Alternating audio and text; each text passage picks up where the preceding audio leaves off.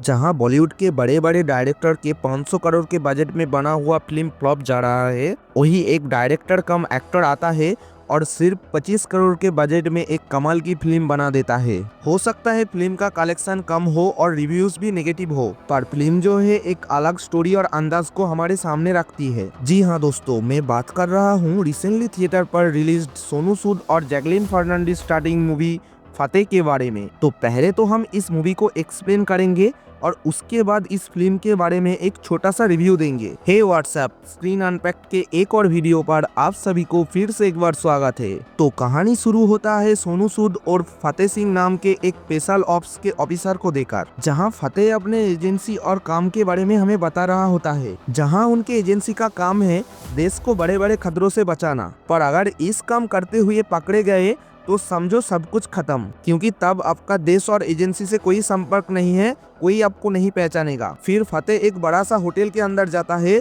और वो वहाँ पर बहुत सारे लोगों को बेरहमी से मारने लगता है और आखिर में वो खुद घायल हो जाता है। और यहाँ से कहानी फ्लैशबैक में चला जाता है पंजाब में, जहाँ हम फतेह सिंह को देखते हैं जो कि अपना एजेंसी छोड़ के बहुत दिनों से डेयरी के फार्मिंग कर रहा है। इधर उसी के गाँव का एक लड़की निम्रत किसी लोन ऐप से बहुत सारे लोगों का लोन करवा के दिया था और उन लोन ऐप्स का इतना इंटरेस्ट है कि लोग चाके भी उस लोन को जिंदगी भर चुका नहीं पाते और उन लोन ऐप्स के द्वारा इन सभी लोगों का प्राइवेसी को लेकर खेला जाता है, जिससे कि लोगों के पास सुसाइड के अलावा और कोई रास्ता नहीं बचता। मीनवाइल निम्रत के ही गाँव का बहुत सारा लोग जब सुसाइड करने पर उतर आए थे तो निम्रत को दिल्ली जाना पड़ता है, क्योंकि दिल्ली का किसी हैकर ने उसे फोन करके बताया था कि वो इन सब का मास्टरमाइंड के बारे में जानता है। इसीलिए निम्रत दिल्ली के लिए निकल जाती है। दूसरी तरफ हम इन सभी लोन ऐप्स क्राइम के पीछे छुपा हुआ साइबर क्राइम वर्ल्ड का मास्टरमाइंड नासिरुद्दीन शाह और रजा को देख पाते हैं, जो कि अपने इस लोन ऐप स्कैम को पूरी दुनिया में फैला के रखा था। अब इधर निम्रत के मादर फतेह सिंह के पास आकर बताती है कि निम्रत दिल्ली गई थी कुछ दिन पहले, पर अभी तक वो घर नहीं लौटा। फतेह निम्रत को अपनी बहन मानता था, इसीलिए वो तुरंत इस चीज के बारे में जांच करने लगता है, जहां उन्हें पता चलता है कि ये चीज सिर्फ उनके गांव में नहीं बल्कि पूरे देश में चल रहा है। इसीलिए वो इस चीज के अंदर तक जाने के लिए अपने गांव को छोड़ के देश को बचाने के लिए निकल पड़ता है। इधर दिल्ली पहुंचते ही फतेह को खुशी नाम का एक हैकर का फोन आता है और वो फतेह को निम्रत की पता बताने के लिए मिलने के लिए बुलाती है। बेसिकली यही वो हैकर था जिसने निम्रत को दिल्ली बुलाई थी। और फतेह जब जैकलीन और खुशी नाम के इस हैकर से मिलता है और वो बताती है कि दरअसल निम्रत मेरे पास आने से पहले ही उस लोन ऐप वालों ने उसे उठा लिया, और ये भी बताती है कि ओल्ड दिल्ली के संगम टॉकीज नाम के पुराने सिनेमा हॉल में चड्ढा नाम का कोई रहता है और वही नमृत के बारे में जानता है। मीनवाइल फतेह सिंह अब चड्ढा को ढूंढते हुए संगम टॉकीज पहुंचता है और यहाँ उन्हें एक इलीगल कॉल सेंटर दिखता है। बेसिकली जो लोग इनके ऐप से लोन लिया था उन लोगों को फोन करके यही से धमकाया जाता है और उन्हें हैरेसमेंट किया जाता है। खैर, जब यहाँ पर चड्ढा आता है तो फतेह उसे निम्रत के बारे में पूछता है, पर चड्ढा उन्हें नहीं बताते, तो इसीलिए फतेह उनके सभी लोगों को मौत के घाट उतारने लगता है और वो मरने से पहले सत्यप्रकाश नाम के किसी आदमी के बारे में बताता है और ये भी बताता है कि निम्रत उसी के पास है। इधर जब पुलिस इस पूरी संगम टॉकीज केस को इन्वेस्टिगेशन कर रही थी तो उसे फतेह के बारे में पता चलता है, पर इनमें से एक ऑफिसर विश्वास को शक होता है कि फतेह सिंह ने ही इन सबको मारा है, पर एक्चुअल सबूत न होने के कारण वो उसे नहीं पकड़ते। अब इधर राजा को जब चड्ढा के मर्डर के बारे में पता चलता है तो वो सत्यप्रकाश को बोलती है कि चड्ढा हमारे एक खास एजेंट था, तो तुम पता करो कि चड्ढा के मर्डर के पीछे किसका हाथ है। दूसरी तरफ जब खुशी को पता चलती है कि फतेह ने ही संगम टॉकीज में ये कांड किया है तो वो उसे सेफ रखने के लिए अपने घर पर ले जाती है और खुशी फतेह को देश में चल रहे इन साइबर क्राइम और साइबर माफिया के बारे में बताती है कि कैसे ये लोग हाईटेक टेक्नोलॉजी और बड़े बड़े हैकर की मदद से पूरी दुनिया पर राज करना चाहती है। और यहाँ पर फतेह भी अपने एजेंसीज और अपने काम के बारे में खुशी को बताता है, जहाँ उसे सिर्फ एक फोटो भेजा जाता था और फतेह को उसे मारना होता था। इसके अलावा वो कुछ भी नहीं जानते थे। बाद में उसे लगा कि इस काम में सुकून नहीं है, इसीलिए वो इस काम को और अपने एजेंसी को छोड़ के अपने गांव में एक डेयरी फार्म स्टार्ट करता है। और अब निम्रत की गायब होने पर फतेह उसे बचाने के लिए अपने गांव से निकल पड़ा था। खैर, फतेह सिंह अब अपने एजेंसी के बॉस से मिलने के लिए अगले दिन दुबई जाता है और वहां जाके वो जब अपने बॉस को ये बात बताता है तो वो उसे सत्यप्रकाश और राजा के बारे में सब कुछ बता देता है और ये भी बताता है कि कैसे इन जैसे साइबर माफिया से देश को खतरा है। इधर सत्यप्रकाश भी फतेह और खुशी को ढूंढ रहा था, पर फतेह उससे पहले ही सत्यप्रकाश के पास पहुंच जाता है क्योंकि उसके बॉस ने उसे सत्यप्रकाश की पता बता दिया था। फिर फतेह सत्यप्रकाश को उसके ही पास्ट स्टोरी के बारे में बताता है कि कैसे सत्यप्रकाश ने बचपन में अपने बाप का मर्डर करते हुए क्राइम की शुरुआत किया था और अब वो एक बड़ा क्रिमिनल बन चुका है। खैर, फतेह उसे मारना चाहता तो मार सकता था,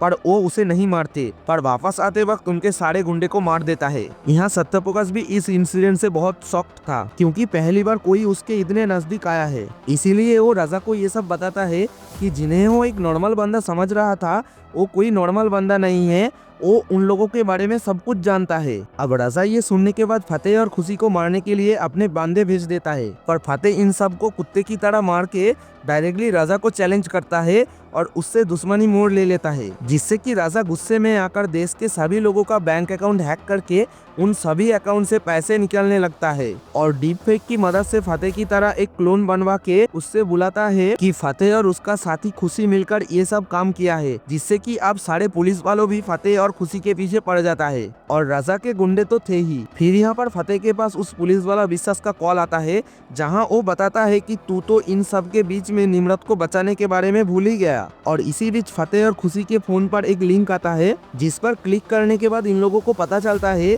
कि ये लोग निम्रत को ऑनलाइन किलिंग के थ्रू शॉक देकर मारने वाले हैं। यानी कि जैसे ही सोशल मीडिया में इस वीडियो पर 20 लाख व्यू हो जाएंगे तो शॉक लगने से निम्रत की मौत हो जाएगी। इसीलिए खुशी और उसके सारे हैकर दोस्त मिलकर इस चीज को रोकने के लिए ट्राई करता है, पर इन लोगों को आईपी एड्रेस और लोकेशन के बारे में पता नहीं चल पाता। इसीलिए थोड़ी देर में निम्रत को ये लोग खो देता है। अब फतेह इस चीज से बहुत दुखी होता है, साथ में गुस्सा भी। इसीलिए वो पहले विश्वास के पास जाता है और उसे जान से मार देता है, पर उसे मारने से पहले राजा और सत्यप्रकाश के बारे में पता लगवा लेता है। फिर फतेह और खुशी मिलकर सत्यप्रकाश के अड्डे पर जाके उसके सारे लोगों को मार के उसे भी उस ऑनलाइन किलिंग के थ्रू मार देता है जैसे उसने निम्रत को मारा था। अब राजा तक पहुंचने के लिए 200 लोगों से मुकाबला करना जरूरी था, इसीलिए फतेह एक एक करके सभी को मारने लगता है। और आखिर में वो जब राजा के पास पहुंचता है तो राजा उसे बताता है, मैं भी पहले किसी एजेंसी के लिए काम करता था, पर अब खुद के लिए वही काम करता हूँ। ये काम बुरा जरूर है, पर मेरे पास अब इतना पैसा और पावर है कि मैं पूरे देश को अपने उंगलियों पर नचा सकता हूँ। और आखिर में फतेह उसे मार देता है और कहता है हर रामायण में रावण जरूर मरता है। फिर हम लोग खुशी और फतेह को एक साथ देखते हैं, जहाँ खुशी को फतेह पसंद आ गया था, इसीलिए वो अब फतेह के साथ रहने का फैसला करता है। और तभी उन दोनों को दूर से कोई स्नाइपर से निशाना कर रहा था और यहीं पर फतेह 2 का हिंट्स देते हुए फतेह फिल्म खत्म हो जाता है। अब फिल्म की रिव्यू की अगर मैं बात करूं तो फिल्म जो है एक्शन के मामले में कुछ नया जरूर ट्राई किया है, पर यहाँ पर जो ब्रूटल एक्शन सीन दिखाया गया है वो हम लोगों को काफी हद तक पहले देख चुके एनिमल और मार्को जैसी मूवी का याद दिलाता है। पर फिल्म का स्टोरी एक लोन ऐप फ्रॉड के बारे में है जो कि हमारे देश का ग्राउंड रियलिटी को हमारे सामने रखता है। अगर आप सिर्फ एक्शन सीन के लिए इस फिल्म को देखना चाहते हो तो मैं आपको बता दूं कि फिल्म के फर्स्ट हाफ में आपको उतना ज्यादा एक्शन सीन देखने को नहीं मिलेगा। मीनवाइल आपको सेकेंड हाफ के लास्ट में जाके बहुत ही धमाकेदार एक्शन सीन देखने को मिलेगा। पर यहाँ मैं बताना चाहूंगा, जहाँ बाकी सारे स्पाई एक्शन मूवीज में सिर्फ इंडिया पाकिस्तान के वार के बारे में दिखाया जाता है, वहीं पर सोनू सूद ने कुछ नया ट्राई किया है।